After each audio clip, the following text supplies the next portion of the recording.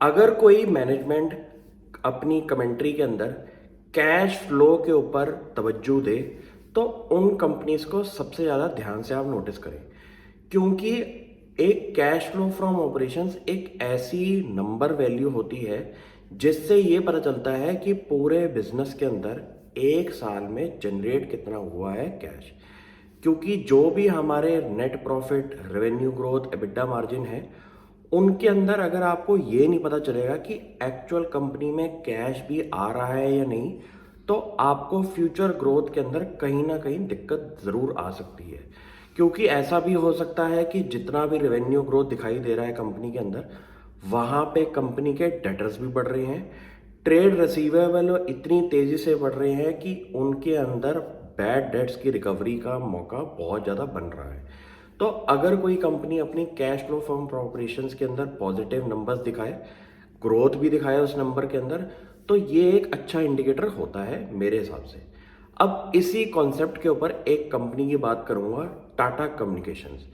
Company ने अपने revenue growth के अंदर डबल डिजिट की ग्रोथ दिखाई दी और कंपनी ने अपना कैश फ्लो फ्रॉम ऑपरेशन भी लास्ट ईयर से इंक्रीज होता हुआ दिखाई दिया है।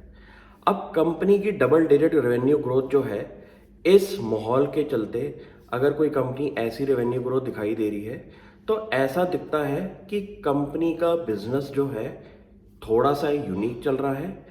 कंपनी के पास अपनी वैल्यू ऐड करने के लिए कस्टमर्स जो हैं वो रेडी हैं उस पे सर्विस के लिए।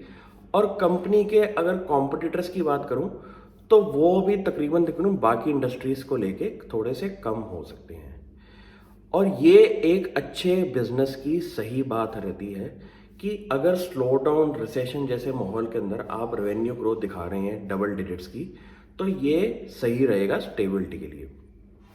कंपनी के एबिटा मार्जिन अराउंड 24% के हैं, जो कि लास्ट ईयर से अराउंड 1% की डिक्लाइन दिखाई दी है।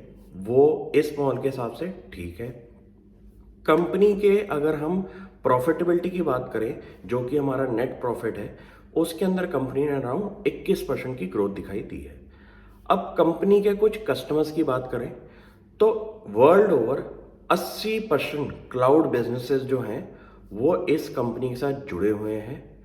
अगर हम वर्ल्ड के पूरे टेलीकॉम सेक्टर की हम बात करें तो जितने भी हमारे टेलीकॉम यूजर्स हैं वो कहीं ना कहीं इस कंपनी के कस्टमर्स में भी माने जाते हैं।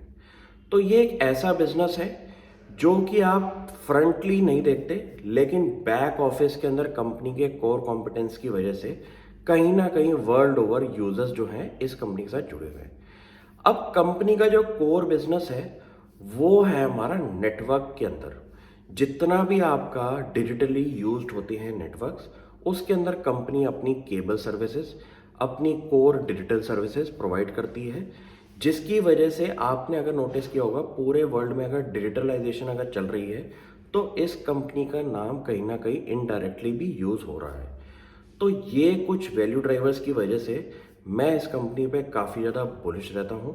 प्लस ये एक ऐसी अंडर वैल्यूड कंपनी है जिसके बारे में आपने एनालिसिस के अंदर कोई भी एनालिस्ट जो होते हैं उनकी भी कमेंट्री नहीं सुनी होगी।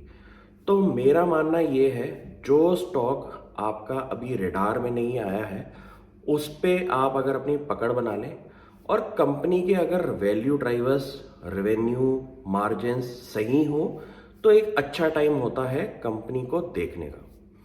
तो मैं भी ऐसी कंपनीज आइडेंटिफाई करता हूँ और मैं हमेशा लोगों को ये बोलता हूँ, कंपनियाँ वो ढूंढो जो अभी लोगों की नज़र में नहीं आई हैं, क्योंकि आप उसके अंदर एक ऐसा रिटर्न पा सकते हैं जब एनालिस्ट कम्युनिटी के big mutual funds, big fund managers इन कंपनीज में घुसेंगे तो आपको असली कंपनी की री रेटिंग दिखाई होती हुई दिखाई देगी।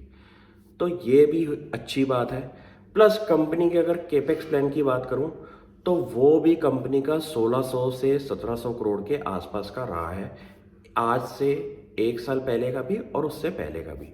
तो कंपनी अपने बिजनेस के अंदर वापस री इन्वेस्ट भी कर रही है, क्योंकि अगर फ्यूचर ग्रोथ ऐसे बिजनेस के अंदर आपको चाहिए तो आपको अपना केपेक्स भी बढ़ाकर रखना पड़ेगा। तो ऐसी कुछ अच्छी चीज़ों की वजह से मैं इस कंपनी पे काफ़ी ज़्यादा हमेशा रेडी रहता हूँ देखने के अंदर कि हर साल कंपनी ने क्या ग्रोथ दिखाई दी है और क्या कंपनी की मैनेजमेंट कमेंट्री कह रही है, प्लस कंपनी की फिट टू ग्रो स्ट्रैटेजी के अंदर जो कंपनी बिलीव करती है उसके अंदर कंपनी की सबसे ज़्यादा importance cash flow from operations है। तो ये भी एक बड़ा इंपॉर्टेंट इंडिकेटर है कि मैनेजमेंट का कोर फोकस है कि बिजनेस तो बढ़ रहा है लेकिन कैश फ्लो फ्रॉम ऑपरेशंस के ऊपर कंपनी की सबसे ज़्यादा नज़र रहने की वजह से मुझे दिखता है कि कंपनी की मैनेजमेंट काफ़ी स्ट्रिक्ट है अपने वैल्यू ड्राइवर्स के ऊपर। Thank you.